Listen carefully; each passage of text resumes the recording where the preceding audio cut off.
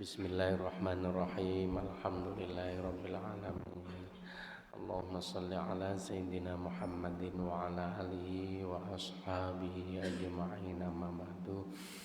Bapak Ibu para jamaah rahimakumullah yang kami muliakan, kami hormati, syukur alhamdulillah pagi ini kita bisa bersalaturrahim, kuliah subuh bersama. Mudah-mudahan kajian pagi ini disertai hidayah dan ridhonya Allah. Kita semua diberikan kesehatan, kekuatan iman lahir dan batin oleh Allah, panjang umur yang barokah, istiqomah ibadahnya, dan mudah-mudahan kalaulah suatu saat dipanggil oleh Allah, mudah-mudahan dalam keadaan husnul khotimah. Ala hadhin niyyah wa likulli niyyatin sholihah wa li hajatin wa hajatikum lana wa lahumul fatihah. A'udzu billahi minasyaitonir rajim. Bismillahirrahmanirrahim. Alhamdulillahirabbil alamin arrahmanirrahim yaumiddin. Iyyaka na'budu wa iyyaka nasta'in ihdinas siratal mustaqim siratal ladzina an'amta 'alaihim ghairil maghdubi 'alaihim waladdallin. Bapak Ibu yang kami hormati, ada kapal sedang berlabuh. Mampir sebentar beli durian. Setelah kita semua jamaah sholat subuh, dilanjutkan dengan pengajian. Kalau Bapak Ibu suka durian, silahkan beli di Balikpapan. Biasanya setelah pengajian dilanjutkan dengan sarapan. Allahumma Muhammad. Syukur alhamdulillah Bapak Ibu, habis jamaah kula jenengan ditakdirkan tidak pulang dulu, karena saya teringat Rasulullah sallallahu alaihi wasallam dawuh, wa idza marartum bi riyadil jannati farta'u. Kalau kalian semua wahai sahabatku jalan-jalan melewati taman surga, maka makan dan minumlah hidangan di dalamnya sepuasnya. Kanjeng Nabi tiba-tiba dawuh, nek awakmu mlaku-mlaku lewat taman surga. Posisi di alam dunia tiba-tiba bilang taman surga. Saat itu para sahabat lajeng tanglet, qalu wa ma riyadul jannati ya Rasulullah. Apa yang panjenengan maksud dengan taman surga itu wahai Rasulullah? Qala, Rasulullah menjawab, khilaqudz dzikri wa fi riwayatin ukhra majalisul ilmi. Yang dimaksud taman surga adalah majelis-majelis zikir dan majelis-majelis ilmu. Karena itu kumpul kita pagi ini hakikatnya bersama di dalam taman surga. Mudah-mudahan sampai nanti di yaumil qiyamah. Allahumma amin. Hadis ini sama persis dengan hadis yang ditulis di depan pintu gerbang masuk raudhah. Ma baina baiti wa mimbari raudhatun min riyadil jannah. Antara rumahku ini yang sekarang tempat makamnya Rasulullah bersama Sayyidina Abu Bakar dan Umar bin Khattab, dan mimbarku tempat berkhutbah adalah merupakan salah satu taman surga yang kita kenal dengan sebutan apa? Raudhah. Cuma yang dimaksud taman surga, raudhah, di dalam hadis ini satu-satunya di dunia hanya ada di mana? Madinah. Madinah itu di mana, Pak? Kulone Madiun. Madinah. Lurus terus. Jadi bagi Bapak Ibu yang belum sempat ditakdirkan berangkat haji umroh ke Mekah Madinah, maka raudhah kita adalah di majelis ilmu, majelis zikir. Nah, mudah-mudahan yang belum pernah haji umroh ditakdirkan bisa berangkat ke sana bersama keluarganya dan anak cucunya dan orang-orang yang dicintainya, dan yang sudah pernah bisa mengajak kembali minimal bisa berdoa di Raudhah Masjid Nabawi Madinah, tempat yang mustajabah. Allahumma amin. Karena itu supaya majelis ini menjadi majelis yang diridhoi Allah dan betul-betul kita berada di Raudhah, maka saya ingin mengawali dengan membaca sholawat bersama-sama. Sholawat Muhammad. Monggo sareng-sareng. Sallallahu ala Muhammad.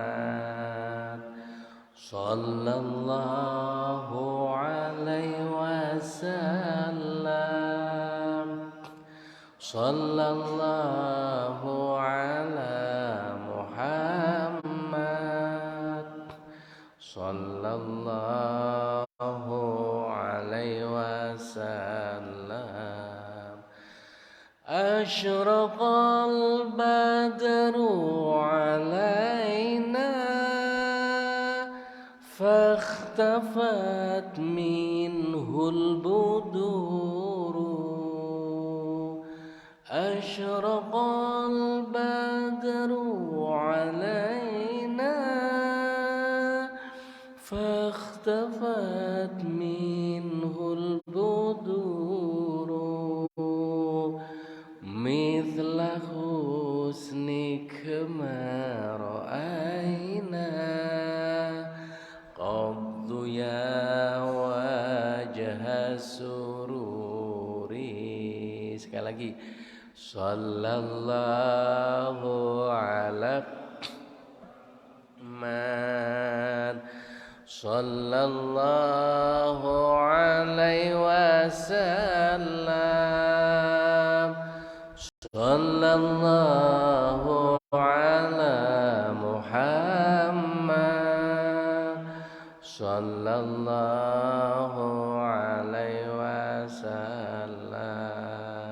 Bapak Ibu, di dalam kitab Nashaikhul Ibad yang ditulis oleh Imam An-Nawawi Al-Bantani, beliau ini ulama Indonesia asli, tapi kitabnya ini menjadi rujukan di seluruh penjuru dunia Islam. Jadi sangat terkenal. Wafatnya beliau di Makkah Al-Mukarramah dan dimakamkan di Ma'lah. Suatu ketika karena beliau bukan penduduk asli, jadi hampir setiap tahun makam di Ma'lah itu dibongkar, dipindah. Pas bulldozer yang mau membongkar mayat beliau mau dipindah, mandek jegrek nggak bisa jalan. Akhirnya dikeduk secara manual dan ternyata jasadnya masih utuh, kain kafannya juga masih putih bersih, ya, dagingnya juga tidak keriput seperti umumnya orang meninggal dunia. Ini adalah salah satu karomah, keajaiban, keistimewaan yang diberikan kepada para kekasihnya. Ya. Beliau mengutip satu hadis yang diriwayatkan oleh Abu Hurairah radhiyallahu an. Kanjeng Nabi dawuh, "Salasun munjiyatun." Ada 3 perkara yang menyebabkan kita semua dijamin keselamatannya dunia akhirat. Yang pertama, khasyatullahi fis sirri wal alaniyah.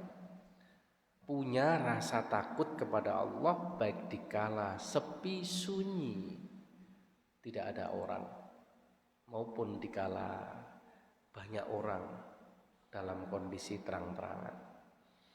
Yang kedua, wal qasdu fil faqri wal ghina. Bersifat bersahaja, sederhana, baik dikala fakir, masih dalam kondisi prihatin, gurung duwe-duwe, maupun di saat sukses banyak uang. wal adlu fir ridha wal ghadab. Dan yang ketiga, mampu bersikap adil baik dikala hati lapang, senang, ridho maupun dalam keadaan marah. Bapak Ibu, ketika hal ini saya kemudian teringat sosok pribadi yang luar biasa, yaitu Khalifah Umar bin Khattab radhiyallahu anhu. Dalam sejarah disebutkan beliau ini punya kebiasaan kalau malam jalan-jalan ingin melihat situasi dan kondisi rakyatnya secara langsung. Suatu ketika beliau itu melewati rumah gubuk, malam-malam kok lampunya masih kelihatan terang dan sorot cahayanya keluar dari rumah ini. Setelah diintip, didekati, ternyata isinya seorang ibu dan anaknya. Putrinya ini bilang kepada ibunya, "Wahai ibu, hasil susu perah kambing kita hari ini menurun, tidak seperti biasanya. Mungkin karena pengaruh musim panas sehingga menghasilkan susu yang tidak banyak. Kalau seperti ini terus, penghasilan kita akan menurun, wahai ibu." Diceritani anak kaya ngoten, ibu langsung jawab, "Nduk, supaya penghasilan kita tetap walaupun tidak bertambah, sebaiknya susu itu dicampur dengan air." Anaknya spontan langsung jawab, "Bu, kalau sampai tindakan kita ini diketahui oleh Khalifah Umar, kita pasti ditangkap dan akan dihukum penjara. Karena ini termasuk penipuan." Cari ibu, mana mungkin Khalifah Umar mendengar? Kan ini malam-malam. Padahal didenggek karena Khalifah Umar kok pas dilalah lewat. Cari anaknya, kalaulah Khalifah Umar tidak mendengar, Allah Maha mendengar dan melihat apa yang kita lakukan. Subhanallah Bapak Ibu. Mendengar pembicaraan seorang anak yang luar biasa ini, Khalifah Umar langsung pulang dan bilang kepada anaknya. Kebetulan anaknya itu masih dijaga, namanya Asim bin Umar. Beliau bilang gini, "Ayah telah mendapatkan calon istri untukmu." Loh, coba. Karena anak iya soleh, manut apa sing didadi diawono bapake. Singkat cerita, Khalifah Umar meskipun sebagai kepala negara dan presiden tidak segan-segan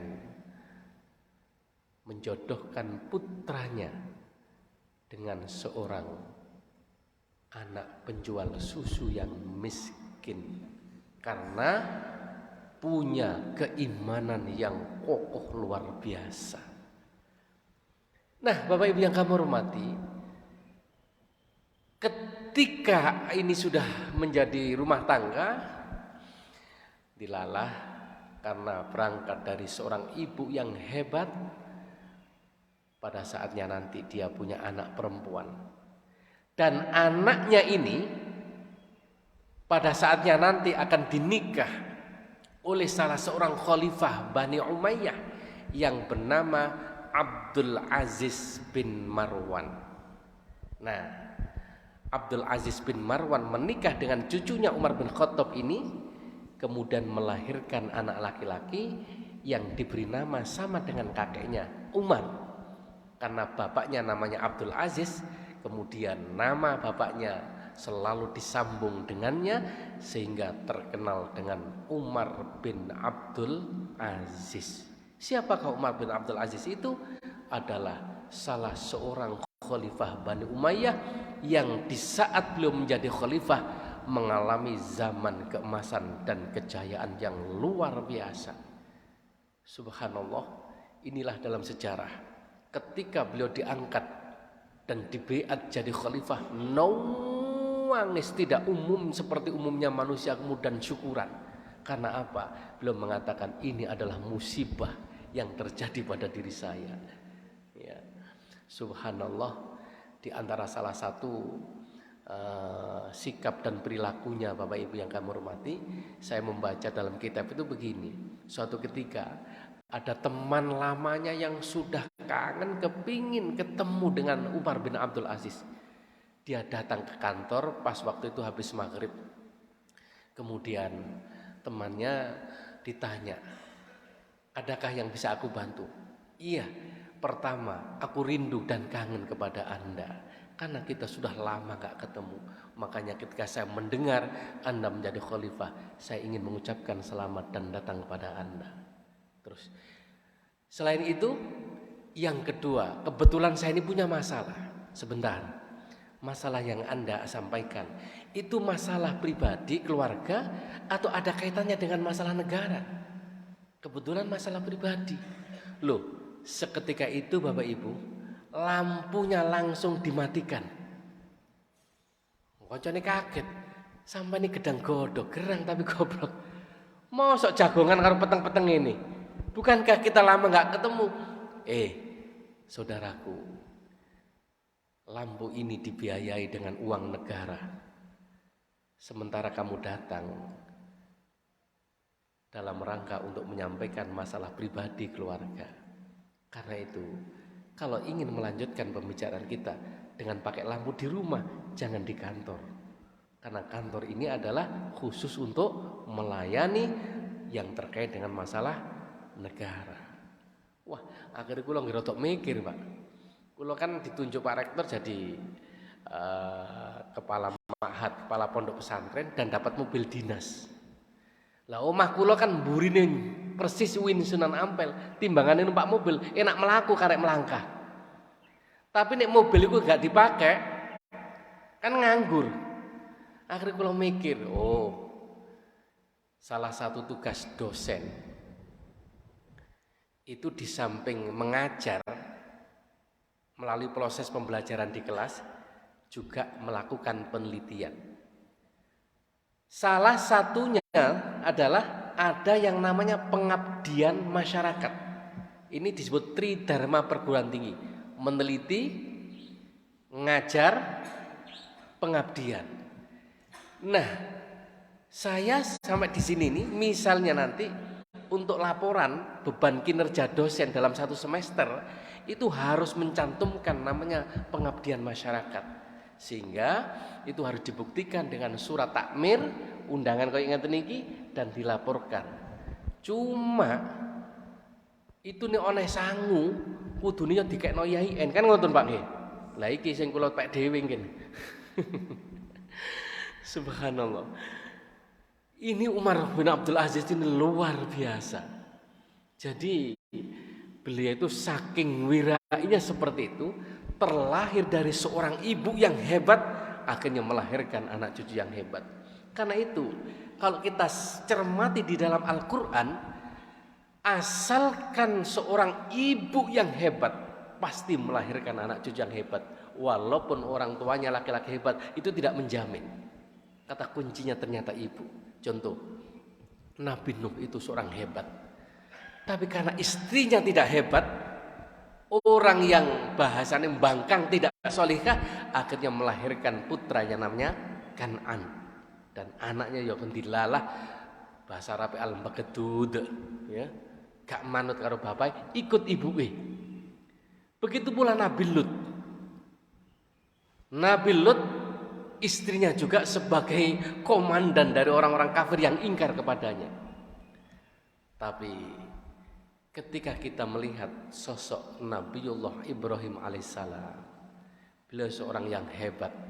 Siti Sarah juga hebat, Siti Hajar juga hebat. Akhirnya kedua-duanya melahirkan para nabi dan para rasul. Nabi Ishak yang nantinya akan melahirkan Nabi Yakub, Nabi Yusuf dan sebagainya itu. Ya, kemudian Siti Hajar, Nabi Ismail sampai kepada Rasulullah Muhammad sallallahu alaihi wasallam. Makanya kalau saya menerangkan dengan bapak-bapak itu biasanya begini. Kalau kita ingin punya keluarga yang hebat, maka tirulah Nabiullah Ibrahim alaihissalam. Nabi Ibrahim hebat, punya istri solihah, melahirkan keturunan yang berkualitas dan soleh-solihah. Cuma Nabi Ibrahim itu istrinya kan 2. Nah, nek kula jenengan cuma 1, berarti gak iso niru Nabi Ibrahim. Ibu-ibu juga setuju, Pak. Ya. Kalau saya cerita seperti ini, ingat ada seorang ayah ngajak anaknya Jumatan dilalah, khotibnya menyampaikan hadis yang itu. Siapakah ya Rasulullah orang yang harus kita hormati, kita muliakan? Jawabannya sinten? Ibumu. Siapa lagi ya Rasul? Ibumu. Siapa lagi? Ibumu. Baru kemudian siapa lagi? Bapakmu. Begitu di tengah jalan, bapaknya takon pada anaknya, "Le, masih ingat isinya khutbah tadi?" "Iya, ayah."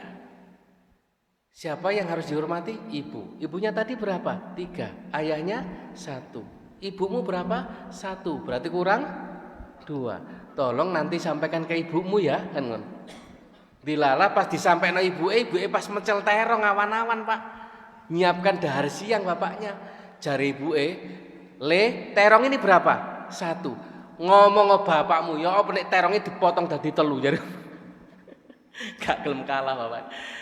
Bapak Ibu yang kami hormati, bukan semata-mata kisah yang kami sampaikan, tapi dari khosyatullahi fisir wal alaniyah inilah yang kemudian melahirkan generasi yang luar biasa, ya. Nah, sifat sederhana baik dikala fakir maupun dikala sukses banyak uang. Masya Allah, na'udzubillah ya. Ini jadi pelajaran bagi kita semua. Anak seorang pejabat pajak yang sering pamer kekayaan di YouTube. Nah, ini kan sudah viral ya. Masya Allah, Harley Davidson. Itu mahal sepeda motor, Bu. Harganya sama dengan Mercy nih. Wong saat itu minimal yang second itu 250 sampai 300 juta. Kalau baru iso 1 miliaran yang botol mau gini, Pak. Wah, itu dipamerkan. Mobilnya mewah luar biasa. Padahal hanya seorang pajak yang rata-rata gajinya itu mestinya 2,5 juta sampai 4,5 juta, dan kemudian ada tunjangan kinerja sekian puluh juta. Subhanallah, ternyata kekayaannya sampai 56 miliar. Nah, mungkin waktu itu dia tidak sadar, tapi kemudian Allah cara memperjalankan hambanya kepleset titik melalui anaknya. Dua anaknya kemudian menganiaya putranya seorang ketua GB Ansor, akhirnya viral. Wow, yang ikut bukan hanya orang sederhana, Pak Mahfud MD ikut komentar, ya, dan para itu langsung Menteri Keuangan turun tangan. Wah, langsung klub grup mau dibubarkan. Dia langsung mengundurkan diri. Bukan hanya mengundurkan diri, tapi kemudian diusut sekarang dan bahkan akan menyeret dirjen pajaknya. Ini kan luar biasa. Hanya gara-gara melete bahasa ini kan, tidak mampu menjaga diri, pamer harta, akhirnya Allah mengingatkan. Itu bahasanya tidak selamat gara-gara sombong, tidak mampu bersahaja baik dikala fakir maupun. Nah, inilah Bapak Ibu yang kami hormati. Masya Allah. Karena itu mudah-mudahan kula dengan diberikan kekuatan iman lain dan batin oleh Allah, dan selalu istiqomah di jalan yang diridhoi oleh Allah. Amin ya rabbal alamin. Ngapunten Bapak Ibu, ini sampai jam berapa, Pak? Cukup ya? Ya, kurang 5 menit lagi lah. Yang terakhir adalah wal adlu firridho wal ghadab, mampu bersikap adil. Nah, ini memang tidak mudah. Saya teringat di dalam sebuah hadis Rasulullah menceritakan dulu ada seorang yang membeli tanah. Begitu tanah ini dibeli, dan mau didirikan bangunan di atasnya, kan dikeduk untuk pondasi. Dilalah menemukan emas, gentong yang isinya emas dan berlian. Subhanallah, wong biyen Bapak Ibu saking wedine mangan barang haram datang kepada pembelinya. Saya mengembalikan barang ini kepada Anda. Bukankah akad saya hanya membeli tanah, tidak sekaligus membeli isinya tanah? Sementara ketika aku membuat pondasi, menemukan gentong yang isinya emas dan berlian, karena itu ini milik Anda. Cari sing dodol, sing duwe tanah, demi Allah itu bukan milikku. Bukankah aku telah menjual kepadamu? Nek aku wis dodol berarti otomatis saisi ini tanah menjadi hak dan milikmu. Kan itu kembalilah pulang. Lho wong loro gegeran gak gelem, Mbah. Umpama cak niki kula jenengan terus pundi, Mbah? Aku tak pek dhewe.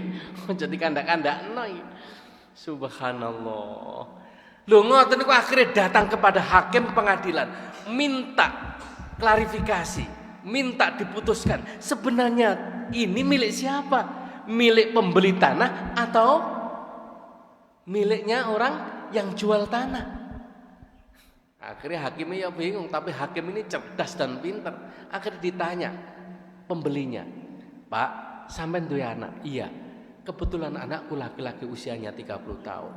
Sing dodol tanah ditakoni, "Sampean duwe anak wedok?"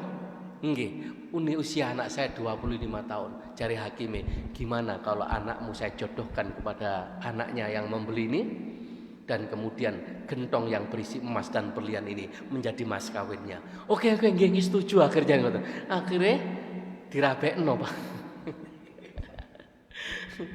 Jadi hakime, "Perseno napa orek?" kan. Subhanallah. Inilah Bapak Ibu figur orang-orang zaman dulu yang luar biasa, dan pasti orang-orang seperti ini dijamin keselamatannya dunia akhirat. Mudah-mudahan ini menginspirasi kita semua, yang akhirnya kita semua selalu di jalan yang benar, dan akhirnya kula jenengan husnul khotimah. Amin ya rabbal alamin. Allahumma sholli wa sallim wa barik ala sayyidina Muhammad walhamdulillahi rabbil alamin. Rabbana ighfir lana wa liwalidina warhamhum kama rabbawna shighara. Rabbana atina fid dunya hasanah wa fil akhirati hasanah wa qina adzabannar wa adkhilnal jannata ma'al abrar ya aziz ya ghafar ya rabbal alamin. Wa sallallahu ala sayyidina Muhammadin walhamdulillahi rabbil alamin. Akhirnya mentari pagi bersinar cerah, pohon cemara menjulang di taman. Barangkali ada kesalahan diri yang membuat Bapak Ibu marah, mohon maaf mumpung ada kesempatan. Jika air keruh jadi hambatan, bening embun tetap menetes indah. Sampai kapanpun kami ucapkan dan kami doakan, semoga kita semua bisa ibadah dengan istiqomah. Allahumma amin. Kalau Bapak Ibu suka minum jamu, jangan lupa diaduk dengan kayu. Walaupun kita semua jarang ketemu, aku ucapkan tetap I love you. Terima kasih. Assalamualaikum warahmatullahi wabarakatuh. Subhanakallahumma wa bihamdika asyhadu an la ilaha illa anta astaghfiruka wa atubu ilaik. Assalamualaikum Muhammad.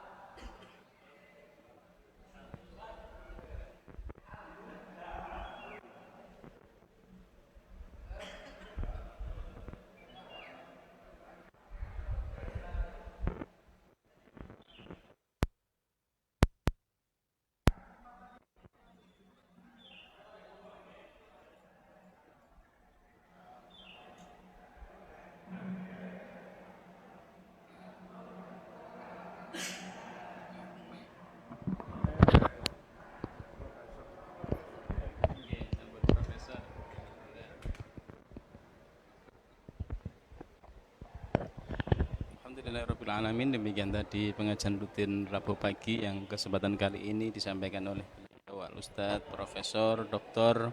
Ki Haji Saiful Jazil MAG. Beliau adalah Kepala Ma'had di UIN Sunan Ampel dan juga sekaligus Wakil Dekan 1 bidang akademik di Fakultas Tarbiyah UIN Sunan Ampel Surabaya. Terus beliau adalah dosen favorit kita semua termasuk saya. Demikian, sampai berjumpa dengan pengajian selanjutnya. Assalamualaikum warahmatullahi wabarakatuh.